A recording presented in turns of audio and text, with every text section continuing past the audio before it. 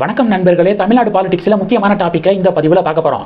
நிதி அமைச்சர்கிட்ட Kovai Annapurna ஹோட்டலுடைய owner GST பற்றி சில கோரிக்கைகளை முன் வச்சிருந்தார்ல. அப்போ கிரீம் பன் விஷயத்தை குறிப்பிட்டிருந்தார். அதன் பிறகு திமுக காங்கிரஸ் எல்லாம் அதை ஜிஎஸ்டி பண்ணு அப்படின்னு சொல்லிட்டு சொல்கிறாங்க சோசியல் மீடியாவில். அப்படி அன்னபூர்ணாவுடைய ஓனர் என்ன தெரியுமா சொன்னார்? பிரெட்டுக்கும் இது மாதிரி பண்ணுக்கும் ஜிஎஸ்டி கிடையாது. இதுவே அந்த பிரெட்டுக்கு நடுவில் பண்ணுக்கு நடுவில் ஜாமை வச்சு கொடுத்தா, க்ரீமை வச்சு கொடுத்தா அதுக்கு 18% ஜிஎஸ்டி அப்படின்னு சொல்லிட்டு ஒரு வார்த்தையை விட்டுருந்தாரு. இப்போ நம்ம சோசியல் மீடியா காலத்தில் வாழ்ந்துட்டு இருக்கோம். ஓகே, எல்லா கையிலையும் மொபைல் இருக்குது, எல்லா கையிலையும் கூகுள் நெட்வொர்க் இருக்குது, இன்டர்நெட் இருக்குது, எல்லாம் டக்கு டக்குன்னு போட்டு பார்த்துட்றாங்க. ஒருத்தர் என்ன பண்ணியிருக்காரு அப்படின்னா, உண்மையிலேயே கோயம்புத்தூர் அன்னபூர்ணா அந்த ஹோட்டலில் பேக்கரியெல்லாம் இருக்குது, அங்கே க்ரீம் பண்ணுக்கு 18% ஜிஎஸ்டி விதிக்கப்படுதா அப்படின்னு சொல்லிட்டு நம்ம ஆய்வு செய்யலாம் அப்படின்னு சொல்லிட்டு போயிருக்காரு. ஸ்வீட்டுக்கு 5%, காரத்துக்கு 12% அப்படின்னு அன்னபூர்ணாவுடைய ஓனர் நிதி அமைச்சர்கிட்ட சொல்லியிருந்தாரு. ஏன் எல்லாத்துக்கும் ஒரே மாதிரியான அளவாக வைக்க வேண்டியதானே, ஒரே ஸ்லாப்ல போட வேண்டியதானே அப்படின்னு சொல்லிட்டு பேசியிருந்தாரு. இவர் பார்த்தீங்கன்னா சரி உண்மையிலேயே என்ன நடக்குது, எவ்வளோ டேக்ஸ் விதிக்கப்படுது அப்படின்னு சொல்லிட்டு சும்மா ஒரு வீடியோ போடலாம் சோசியல் மீடியாவில் அப்படின்னு சொல்லிட்டு ஒரு மனிதர் போயிருக்காரு. போய் ஜிலேபி வாங்கியிருக்காரு, 5% டேக்ஸ் விதிக்கப்பட்டிருக்கு. காராபூந்தி வாங்கியிருக்காரு, காராபூந்தியோ மிக்சர் வாங்கியிருக்காரு, காரம் அதுக்கு 12% டேக்ஸு. ஓகே, இனிப்புக்கு 5%, காரத்துக்கு 12%. இந்த க்ரீம் பண்ணுக்கு 18% அப்படின்னு அன்னபூர்ணா ஓனர் சொன்னார்ல. சரி, க்ரீம் பண்ணுக்கு எவ்வளோ டேக்ஸ் அன்னபூர்ணா அந்த பில்லு கொடுக்குறாங்க அப்படின்னு பார்க்கலாம் அப்படின்னு வெயிட் பண்ணியிருக்காரு. க்ரீம் பண்ணு இல்லை, சரி வர வரைக்கும் வெயிட் பண்ணியிருக்காரு. 10 மணிக்கு மேலே வந்திருக்கு. அந்த க்ரீம் பண்ணை வாங்கியிருக்காரு. எவ்வளோ தெரியுமா டேக்ஸு? 5% தான் டேக்ஸ் விதிக்கப்பட்டிருக்கு அப்படிங்கிறத அந்த பில்லோட ஷேர் பண்ணியிருக்காரு.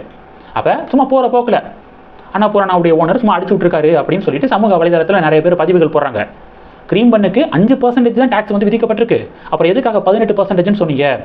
சும்மா காமெடிக்கு பேசுகிறேன் அப்படிங்கிற பேரில் இப்படி பொய்யான தகவலை பரப்புவீங்களா அப்படின்னு சொல்லிட்டு நிறைய பேர் சமூக வலைதளத்தில் கேள்விகளை எழுப்பிக்கிருக்காங்க. இதை நம்ம பார்க்குறோம். பாஜக என்ன தெரியுமா சொல்கிறாங்க?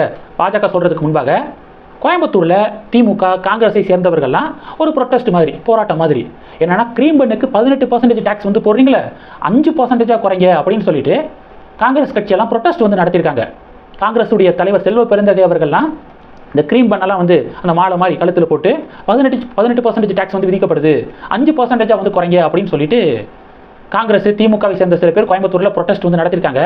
பாஜக என்ன சொல்கிறாங்கன்னா, இந்த வீடியோ பாருங்கள், வேணா அந்த அன்னபூர்ணா ஹோட்டலுக்கு போய் செக் பண்ணுங்கள், ஸ்வீட் பண்ணுக்கு க்ரீம் பண்ணுக்கு 5% தாங்க டேக்ஸு அப்படின்னு சொல்லிட்டு பாஜக சொல்ல இந்த ஒரு டிபேட்ஸை பார்க்குறோம்.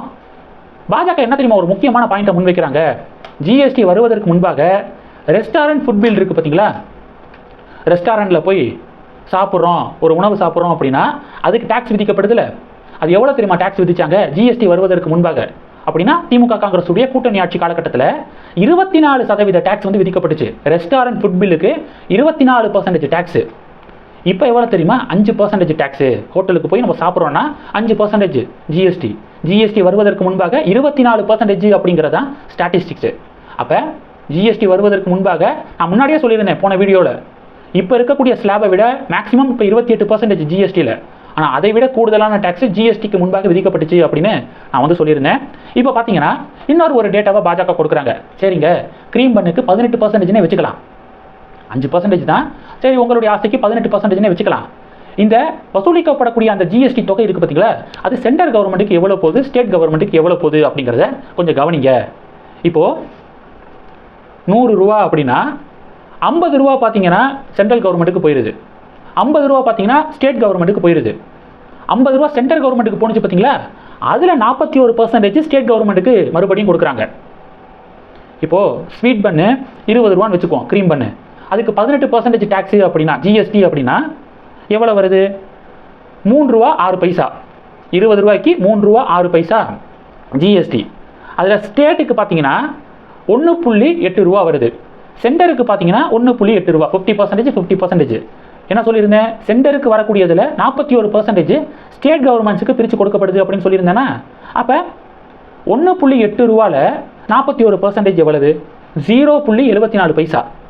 இப்போ இந்த 0.74 பைசா ஸ்டேட் கவர்மெண்ட்டுக்கு ஆட் ஆகும், சென்ட்ரல் கவர்மெண்ட்டுக்கு மைனஸ் ஆகும். அப்போ 1.8 ப்ளஸ் 0.74 கூட்டினீங்கன்னா 2.54 ரூபா. 3 ரூபா 6 பைசா வரக்கூடிய அந்த ஜிஎஸ்டி தொகையில் 2 ரூபா 54 பைசா ஸ்டேட் கவர்மெண்ட்டுக்கு தான் போகுது. சென்ட்ரல் கவர்மெண்ட்டுக்கு 1 ரூபா 0.6 பைசா சென்ட்ரல் கவர்மெண்ட்டுக்கு போகுது. இப்போ பாஜக என்ன கேள்வி கேட்குறாங்கன்னா, ஜிஎஸ்டி வருவாயில் 50% சென்ட்ரல் கவர்மெண்ட்டுக்கு போகுது, 50% ஸ்டேட் கவர்மெண்ட்டுக்கு போகுது. சென்டருக்கு வரக்கூடிய 50%ல் 41% பார்த்தீங்க அப்படின்னா மறுபடியும் ஸ்டேட் கவர்மெண்ட்டுக்கு பிரித்து கொடுக்கப்படுது. மீதி இருக்கக்கூடியது சென்ட்ரல் கவர்மெண்ட்டுக்கு. இந்த மீதி இருக்கக்கூடியதில் எவ்வளவோ ஸ்கீம்ஸை வந்து சென்ட்ரல் கவர்மெண்ட்டு இம்ப்ளிமெண்ட் பண்ணுறாங்க. ரயில்வேவை தனியாக கவனிக்கிறாங்க, ஆர்மியை வந்து கவனிக்கிறாங்க, டிஃபென்ஸ் செக்டார் இருக்குது பார்த்தீங்களா, அதை கவனிக்கிறாங்க. இந்த மூலதன செலவுகள் அப்படின்னு சொல்லிட்டு ஒன்று இருக்குது, கேபிட்டல் எக்ஸ்பெண்டிச்சர் நினைக்கிறேன். இந்த மூலதன செலவுகள் அதிகமாக நம்ம ஸ்பெண்ட் பண்ணோம் அப்படின்னா பொருளாதாரத்தை அதுதான் உயர்த்தும், இன்ஃப்ராஸ்ட்ரக்சரை வந்து டெவலப் பண்ணுறது. ஸோ அப்போ மூலதன செலவுகளுக்கு அதிகமாக வந்து ஸ்பெண்ட் பண்ணுறாங்க. எவ்வளவோ ஸ்கீம்ஸு, ஜல் ஜீவன் மிஷன்லேருந்து ஆரம்பித்து ஆயுஷ்மான் பாரத் பல திட்டங்களை மத்திய அரசாங்கம் இம்ப்ளிமெண்ட் பண்ணுறாங்க. ஸ்டேட் கவர்மெண்ட் என்ன பண்ணுது? 1000 ரூபா உரிமை தொகை, பெண்களுக்கு இலவச பஸ்ஸு, இதெல்லாம் இல்லாமல் முக்கியமாக அந்த மூலதன செலவுகளுக்கு எவ்வளோ வந்து ஸ்பெண்ட் பண்ணுது ஸ்டேட் கவர்மெண்ட்டு?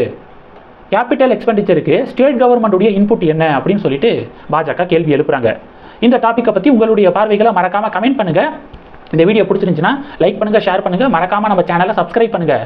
மேலும் நம்ம சேனலுக்கு சப்போர்ட் பண்ணணும் அப்படின்னு ஆசைப்பட்டீங்கன்னா நான் பேசக்கூடிய வீடியோக்கு கீழே நன்றி அப்படிங்கிற ஆப்ஷன் இருக்குது, அதை கிளிக் பண்ணி உங்களால் முடிந்த தொகையை சேனல் வளர்ச்சிக்காக கொடுத்து உதவி செய்யலாம்.